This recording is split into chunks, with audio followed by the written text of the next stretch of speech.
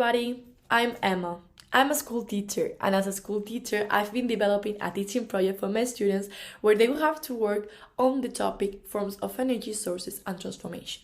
You can find it on Practical Knowledge Section A, Cultural Science Point 3, Matter, Forces and Energy of the Spanish Royal Decree 17th November 2022. But first, for explaining the project, I have to count with the help of my assistant Sarah. Let's call her. Hello, Emma. Nice to see you. Hi, Sarah. Nice to see you too. Well, now that I have here my friend Sarah, I need you, Sarah, to explain them a little bit more about this project. Of course, Emma.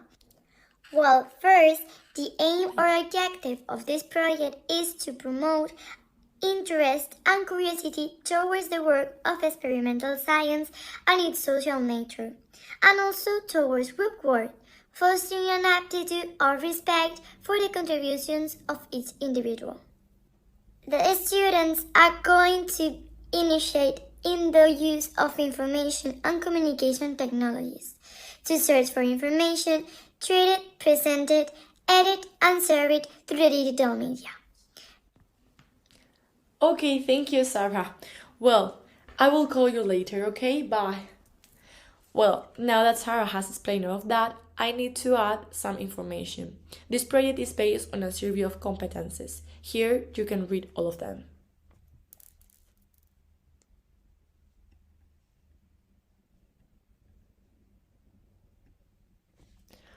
Well, now I'm going to get a little bit farther and we are going to explain the whole process of the project.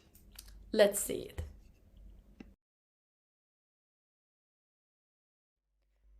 In the first session, the students will be divided into groups of 4. Each group will have to extract information from the teacher's general presentation and also from the YouTube video about the renewable and non-renewable energy sources. After that, the first activity the students will do is to inquire into the tool vocabulary.com to look for useful vocabulary and meanings themselves. Also, to search for extra vocabulary of the topic so that they have a more complete work. In the second session, they will start the second activity by first creating and serving each group individually a Google Drive, where they are going to put their ideas in common. In the Google Drive, they will appear information from the video presentation and extra vocabulary. After that, they will enter to Popplet to start the second activity. In Popplet, they are going to create an online map for structuring their work. Through the scheme, they will collect all necessary information in a well-organized and structured way, so that it's not difficult to understand. In the third session, after creating a mind map, they will start the third activity, which is creating an online poster with Canva. The student will show in the poster all the information they think is relevant from the activities done before. To finish, the poster will be uploaded to Padlet. Each group will upload their own Canva poster, so in class we all can see the work done by the groups and we all can discuss each of the different posters from the different groups. Now it's time to recap all the digital tools that we have been using.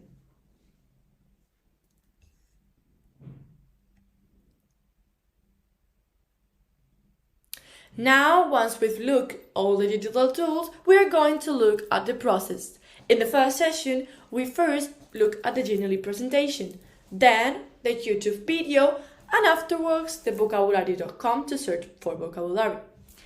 Then, in the second session, we first enter the Google Drive, and then we make a mind map in Popplet. Then, after making a mind map, we enter to Canva to create a poster, and finally, we upload our final work to Padlet.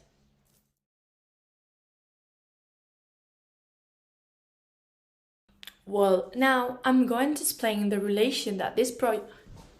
Oh, wait a moment, Emma. It's my turn for explaining the relationship that this project has with the ACA framework. Okay, all yours. First, the ACA framework is the Activity-Centered Analysis and Design framework that is intended to support both analysis and design of complex learning environments. This must involve thinking, feeling, perceiving. There are 3 key dimensions to this framework. We can see in this project the 3 of them. The set design is how we arrange the physical or virtual learning environment and any artifacts, tools, and resources to support learning. In this project, we can see artifacts such as computer, laptop, or mobile phones, and tools and resources such as YouTube, Genially, Canva, Vocabulary.com, Popplet, and Padlet. The epistemic design is proposing task. In this project, as it's a group task, the important is in making a mind map and making a poster. And finally, the social design. The social design is how we propose how people work together. In this project, there are groups of 4 people, where the important is in working together. Now, Emma, I want you to answer some questions. There we go.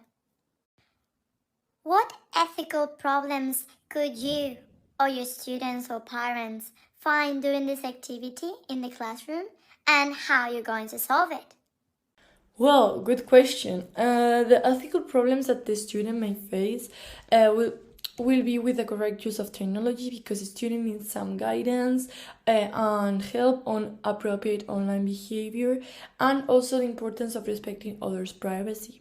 The use of their own private information is also really important, as they will have to enter and register in some of the websites. Also, another problem that they may face maybe is the misunderstanding of the explanation of the teacher. If this occurs, the objective of the task won't be accomplished. Maybe to solve these ethical problems, the best way is to provide support and guidance, as I said before, of a correct use of technologies, but not only for students, also for teachers, and also review the effectiveness and the impact that the technology has on the student's life regarding the parent's opinion. Try to set a baseline and specify everything to the kid so that the kid understands what is relevant from this project.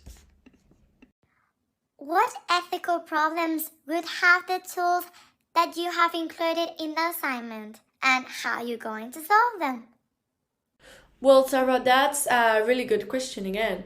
I have to say that the answer is basically the same as before, because as if it's a technological project, the problem that they will face is with technology, because technology is dangerous, and they should take good care of the technology. They should investigate suitable and secure websites for the research they are doing. So the ethical problems with the 3 tools are basically the same. They should be aware of the potential violations of copyright.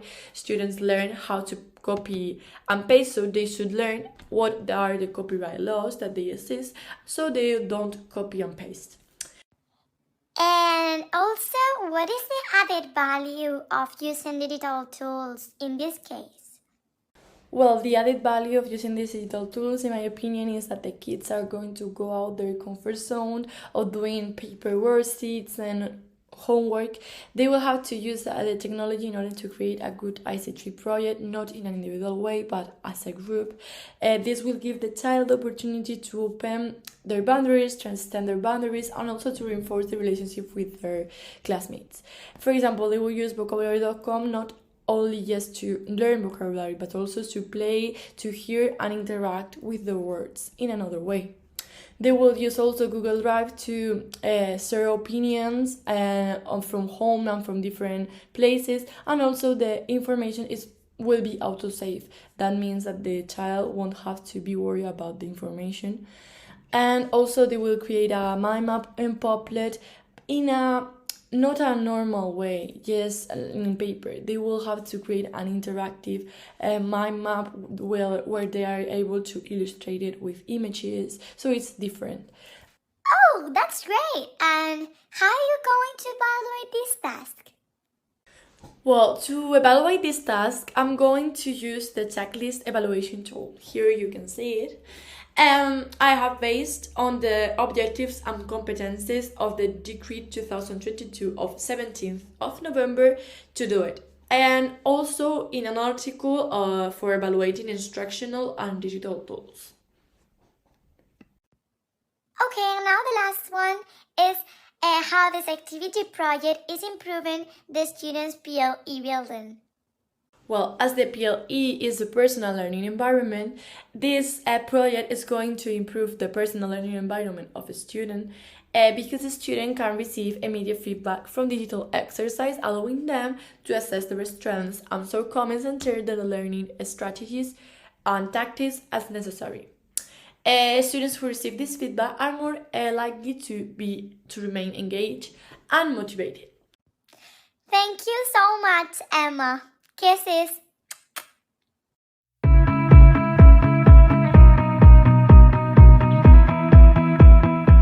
As a prospective teacher, I need to integrate in my PLE various information sources and tools that are essential from this course. There are 5 of them, which I would like to include permanently on my PLE. Firstly, I would include WebNote. WebNote is a web page. I know that my classmates have not worked with this digital tool, but in my case and in the case of my group, we have been working with this tool in order to create a weekly blog, where all of our working projects were uploaded. It has accessibility, functionality, privacy, and cognitive presence that are great for working in different types of sources such as portfolios, blogs, online stores, etc. The next one that I will include is Miro, which aids in the development of concept maps. You can see the value of connecting knowledge rather than simply memorization, making connections with different concepts, all of them interrelated.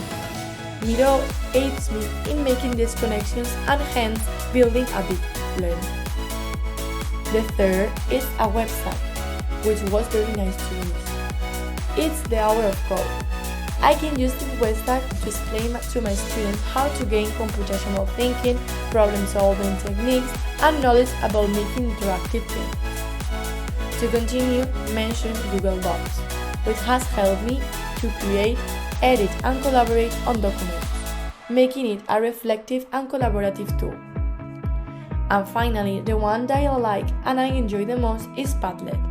This tool is very useful as you can present and share things with other people. It's also great for creating presentations in a visual, appealing, and organized manner.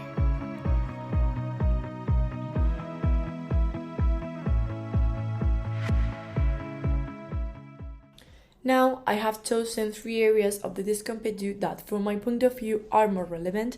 I have made a table to summarize them and also to make it easier to understand. Here you can see it.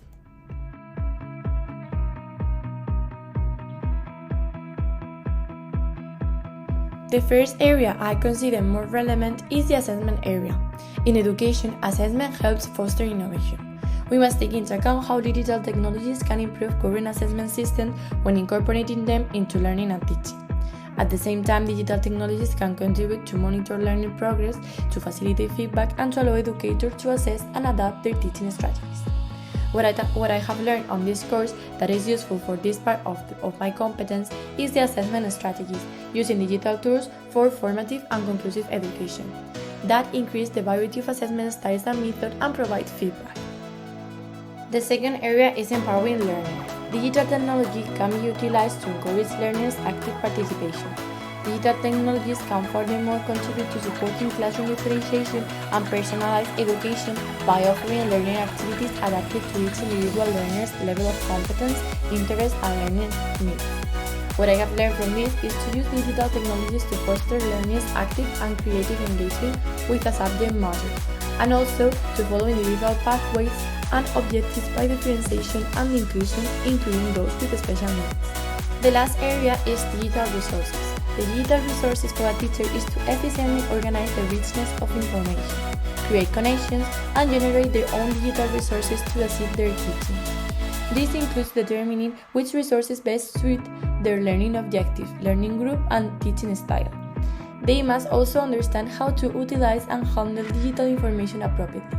What I have learned is to respect and also search for a Creative Commons license to effectively protect sensitive digital content and furthermore to identify, assess, and select digital resources to support and enhance teaching and learning.